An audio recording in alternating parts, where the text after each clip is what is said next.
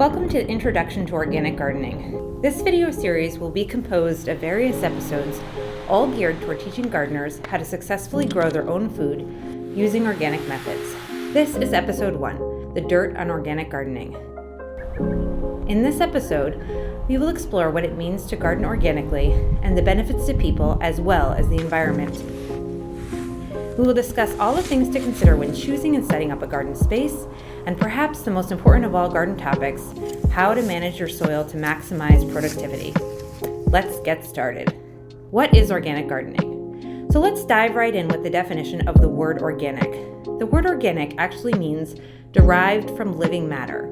For those of you that sweated through organic chemistry in college, you might remember that all living things are carbon-based. For example, compost is an organic material because it is derived from carbon-based ingredients that were once living.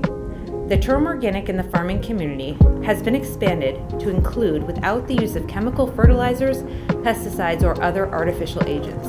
This includes GMO crops. This means that if you are interested in organic gardening, you would increase the use of organic amendments such as compost or leaf mulch, and avoid using synthetic fertilizers, pesticides, or soil amendments such as Roundup, Miracle-Gro, or Sevin Dust. It can be slightly confusing to gardeners because there are organic approved materials that are appropriate to use in organic gardening. Fertilizers such as blood meal or liquid kelp are derived from living materials and without synthetic additives, so are safe to use in your organic gardens. There are even products aimed at reducing insect pressure, such as BT or insecticidal soap. We will go into deeper explanation of the products that we use on our gardens in a future episode. For now, just go by the label. If it is labeled Certified Organic by USDA or has the OMRI stamp, which stands for Organic Materials Review Institute, you can trust that it is safe to use. Let's get back to organic gardening. Many people stop at what to use and what not to use, but organic gardening is so much bigger than that. It is a way that we can grow our food with respect to the ecosystem as a whole. A thriving organic garden can conserve and enhance biodiversity by providing habitat, shelter, and food sources for a variety of creatures. It will restore biological cycles involving soil microorganisms, plants, and animals. The methods we employ can reduce pollution runoff and improve water quality. In addition to all the environmental benefits, there are significant benefits to the grower and consumer of organic food. Conventional farming employs a whole host of chemicals to fertilize crops, kill weeds, fight insects, and protect plants from fungus. Additional chemicals are used to delay rotting, prevent sprouting while on the supermarket shelf, ripen food, or make the color more pleasing to the shopper. Some of these chemicals may wash off easily, but some are more difficult to remove as they have penetrated deeply into the food itself. By purchasing organic food, you are significantly reducing your and your family's exposure and consumption of a wide breadth of chemicals. By going one step farther and actually growing your own organic food, you are now reducing the carbon footprint of food, which often travels thousands of miles to get to your table. Those who garden will develop a closer connection to their food by understanding the true meaning of seed to table. Once I saw someone throwing out a head of broccoli that had gone bad in their fridge. All I could think about was that broccoli likely took 4 months to grow, and it was never even eaten. Engaging children in growing their own food is especially helpful to get kids to eat veggies. In fact, it's a great way to get adults to try some new and interesting veggies as well. What else? Gardening is an excellent source of exercise, both from a cardiovascular standpoint as well as strength building. Try pushing a wheelbarrow full of compost across your yard, and you will quickly appreciate how true this is. Current research indicates that microbes in the soil may be beneficial to your health, and it may be possible to absorb these microbes through direct skin-to-soil contact. Eating food straight out of the garden is an excellent way to ingest these beneficial microbes into your gut. Plus, it's super fun to pick a bean or tomato off the vine and eat it while it still holds the warmth of the sun. Once you decide that this is the year you're going to give gardening a try, the first thing you need to do is to decide where to place your garden. Here are some things to consider. Your garden should get full sun, or at least 8 hours per day of sun in the summer. This is the amount most vegetable crops need in order to thrive. Make sure you have good drainage. Plants with wet roots will not thrive. Don't bite off more than you can chew. Gardening should relieve stress, not add to it. Create a garden space that is an appropriate size for the time that you have. You can always expand in the future. Now that you've decided on your location, you should decide on the layout of your space. You can use a pencil and paper for this or head out to the garden to stake out your layout. Most important is to establish garden beds. These are the planting areas. And pathways. These are the walking areas.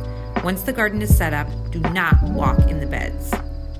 What shape will your garden beds be? Get creative. Many people opt for squares or rectangles, but swirls, circles, and triangles can be really fun to play around with. If this is your first year in a new space, keep it simple so you can change things around as you learn. Consider creating raised garden beds. These can be created by mounding soil or by building wooden beds. Raised beds tend to drain better than beds flat to the earth. They also warm up a bit faster in the spring. Again, in your first year, it might be best to skip the wood until you are sure of your preferred layout. You can always add it in at a later date. Regardless of shape, wide garden beds allow roots to spread out both vertically and laterally. Don't make them too wide that you can't reach the middle of the beds to plant and weed. A typical garden bed is between 2 and 4 feet wide and 4 to 8 feet long, but there are no hard rules. Do what's comfortable for you. Make your paths wide enough so you can walk around easily and possibly kneel. If you'll be using a wheelbarrow or another tool, allow enough space for that. You want to be comfortable. Typical paths are 18 to 36 inches wide. Consider the position of the sun. If the sun is shining from the south, as it does in New Jersey, very tall plants or structures should be placed on the northern side of your garden to avoid shading shorter plants. Possibly get your garden set up in the fall. You'll be able to get a jump on gardening as soon as the spring hits. However, if you're setting up in the spring, you can still have a full and successful season.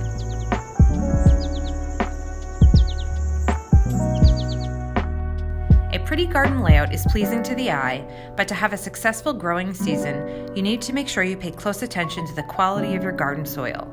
Soil is arguably the most important part of your organic garden. Regardless of how perfect and beautiful your seedlings are, if you have mediocre soil, you'll have a mediocre garden.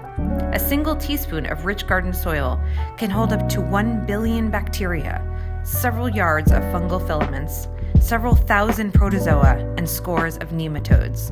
Take a moment to picture how amazing that is. This living soil food web will work in harmony with the roots of your plants, providing nutrients as the plants need them, as well as increasing disease resistance. The soil food web is responsible for creating structure in your soil, which in turn allows the soil to hold proper amounts of air and water for a thriving garden. In short, soil is probably the least understood and most underappreciated ecosystem in the world. Even though it is impossible to fully understand the intricate workings of the soil-plant relationship, you can now begin to appreciate how important this resource is. Now that we are all members of the I Love Soil Club, you can begin to understand how to take care of your garden to conserve and enhance the soil. Hold off on digging until the spring when the ground is warm and dry. Working with wet soil creates clumps and damages soil structure. If the spot you choose has never been gardened before, you need to loosen up the soil and turn in any living plants, such as grass. This is probably easiest done before you build edges for a raised bed if you're planning to do so. You can dig the spot by hand or use a mechanical tiller. First, identify where the garden beds will be, because you only need to till the garden bed areas, not the pathways where you will be walking. The grass will break down once it's turned in. However, if there are aggressive perennial weeds, such as thistle or honeysuckle vine, they should probably be removed beforehand to prevent resprouting. Once you till the original spot, we don't recommend aggressive tilling in the future, as it can cause damage to the food web and soil structure. As for the walking pathways in your garden, you can either leave them as is or remove the vegetation and put down some type of mulch or wood chips. This is completely up to personal preference and should not have a direct impact on the growth of your garden. If you're using a space that has been gardened in the past, you might just need to do some aeration of the garden beds to make sure they're loose down to about a foot. This is especially important if there has been compaction due to walking.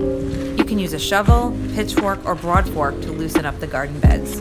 Remember, keep your feet out of the beds once they have been aerated. Healthy garden soil should be about 5% organic matter. Once your soil is nice and loose, add about 1 to 2 inches of quality compost to your garden now, and then each fall from now forward.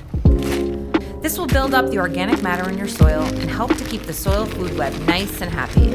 Resist the urge to think more is better, because too much organic matter can actually start to diminish yields. If you feel like your soil level is too low after fluffing it up and adding some compost, you can add a bit of quality topsoil from a different part of the property, or you can buy some from a garden center. This may not be necessary if your raised beds are only a few inches tall. Remember that whatever you add, soil and compost, should be organic and not have synthetic fertilizers or pesticides included in them. To protect your soil from the sun, wind, and precipitation, add a layer of mulch over the top of your garden beds. Great free sources of organic mulches are dried grass clippings from untreated grass or dried leaves saved from the previous fall. If you need to purchase mulch, you should buy clean straw, not hay. Hay has tons of weed seeds in it. This organic layer will conserve soil moisture, prevent weeds from sprouting, as well as biodegrade into more organic matter in your soil. That's a win 3 times over. Some gardeners opt for a layer of plastic or paper weed fabric instead of using organic mulch. Although paper may work for you, we don't recommend using plastic. There's already enough of it in the world without adding it to your garden. When the proper spring weather arrives and you're ready to plant your garden, you can simply move aside the mulch and begin planting.